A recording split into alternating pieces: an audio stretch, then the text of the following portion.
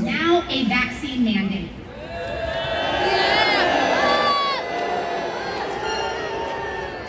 Many have asked why I stay. I stay because this is our state, our county, our city. It is our tax dollars paying for our schools. The theme of today's rally is choice. I think it's important to remind everybody here and those that are reporting on this event that it's about choice. There are people here that are fully vaccinated, and that's great. There are people here that aren't, and that's perfectly fine. What unites us is that we believe people should have the freedom to choose a medical procedure without being forced into distance learning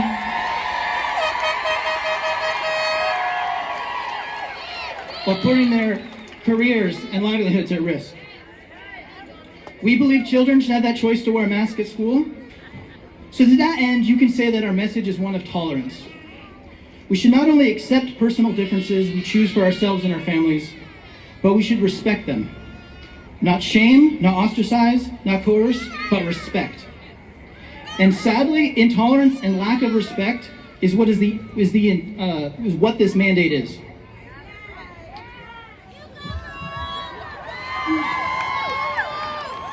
My favorite founding father said, John Adams said, "Once liberty is lost forever." Good morning. I'm a 6th grader at a public charter school in El Dorado County. I love my school and look forward to seeing my friends and teachers every day. While I know COVID is real, it is not a threat to healthy children like me. So it should be my choice whether to get this unapproved vaccination. I am one of 6 children, all of whom attended to public schools. Under the new mandate, because my parents choose not to have their kids get the vaccination, none of us will be able to go to school in person.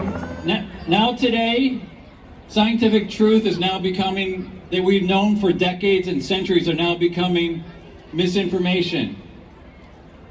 There's a lot of examples. One of them is natural immunity. We all know that natural immunity is robust. We've known that for decades and centuries.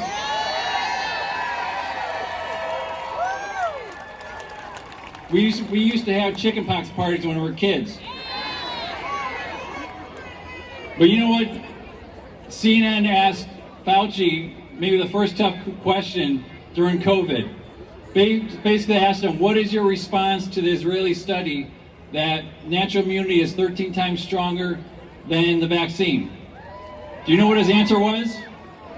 I don't have a firm answer. That's 18 months into COVID, our leading infectious disease scientist, who's almost unilaterally making decisions for our setting policy for our country on this issue, does not have a firm answer. We have strength in numbers. We cannot give in. We have to stand firm and not give in and surrender. The organization that I'm with is Children's Health Defense, and we're a nonprofit, and we're not religiously affiliated. But I want to say from a personal perspective that may God give you the strength and courage and perseverance each and every day to fight on, because we're going to need it. We can't run and hide. We can't move to other states. It needs to stop here. We can't hide behind fake vaccine passports or whatever. And I want to end you with what the Apostle Paul said in Romans 8:31. If God is for us, then who can be against us? The one group that cannot defend themselves are children. It's going to take us to stand there and defend them. We need to stand together as parents and community members. Join every parent group you find on social media. My name is Lance Christensen. I'm working with Rick Grinnell in Fix, California, and we're here to fix your school choice. The governor's had his emergency powers for way too long. And the legislature has cowed school boards and principals and teachers into silence. No longer. We're here to tell them that it's our parents, our children, as a married father of 5 kids to a mama bear, I know what mama bears do. I see a lot of fathers out here. The papa bears, you have to stand up too. These are your kids. Take it back. I worked for 15 years in this building. Good policy doesn't start here, it stops here. It starts with you. They'll only listen if you call them and talk to them and protest. Here are 3 things I'm asking you to do. 1, don't spend any time in this building. Go back to your home and call your legislator and demand at their district office that they listen to you. Be respectful, but forceful. 2, tell your friends and neighbors. There's thousands of you here, but there are thousands of you and your friends and family in your neighborhoods. Talk to them, communicate with them. Very good. Are you people ready to fight for your children? I don't think those people can hear you. Are you? Very good. Perfect. Now, we've heard a lot of wonderful speakers here this morning who have outlined in great and eloquent detail the nature of the problem. You all know that. We also know that our problems here in America began 100 years ago when they first instituted compulsory schooling and required that all of us send our children to them for this grand enterprise they called education. And from then on, they knew that they could do with them what they wanted, and they knew that if you turned your children over to them and let them do what they have done, you would probably put up with anything. And so there came a day, and there came a way that they tested. It was the mask. That was the symbol of your defeat, of your accession, of submission. That was only the first step. The next step came here a few weeks ago when they told you that they were going to chase your children around with a needle, give them the jab, make them immune, they claimed.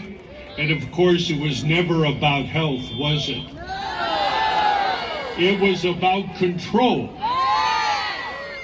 My name is Mike Alexander. I am chairman of the California School Choice Foundation and Californians for School Choice. Right there. For the first time in recent memory, there will be an opportunity to place a school choice initiative on the November 2022 ballot. And that's going to require 1 million valid signatures, and so that they can't cheat. I'm going to need your help to gather 1.5 million valid signatures in this state.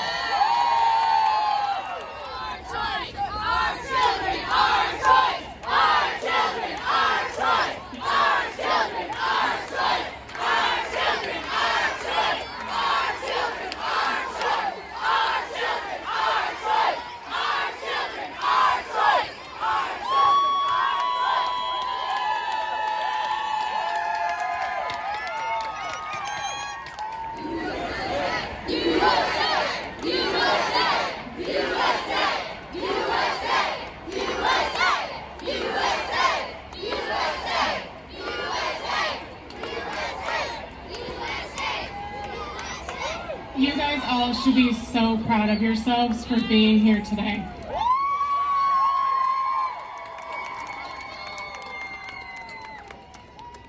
For standing for our children. We are not here to take a stand against vaccines. We are here because we are mothers. We are fathers. We are grandparents. We are teachers and staff members. And it is our natural instinct to protect our children. If you choose this vaccine, we stand with you. If you choose not to get this vaccine, we stand with you.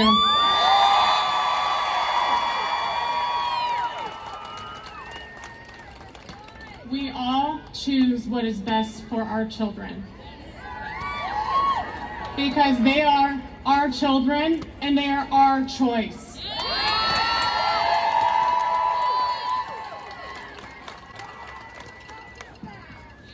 I'm shorter. Hello everyone, I'm Amber. I'm gonna be quick. I just want, for all the mothers and the fathers in the audience today, if you're still thinking what can you do, remember, Tess and I started this from a Facebook event. That's it. Look at all the people that are here.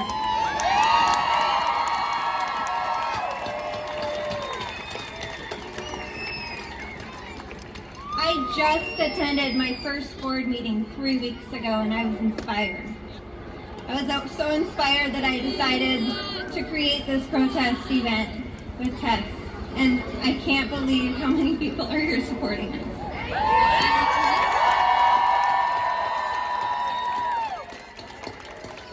So if you think you can't do anything, you're wrong.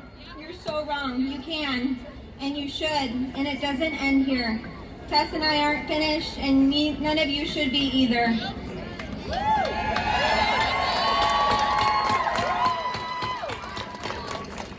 But the legislators come back on January 3rd. Guess who will be here? We will. And we will have much more planning, and this is going to be way bigger. Way bigger.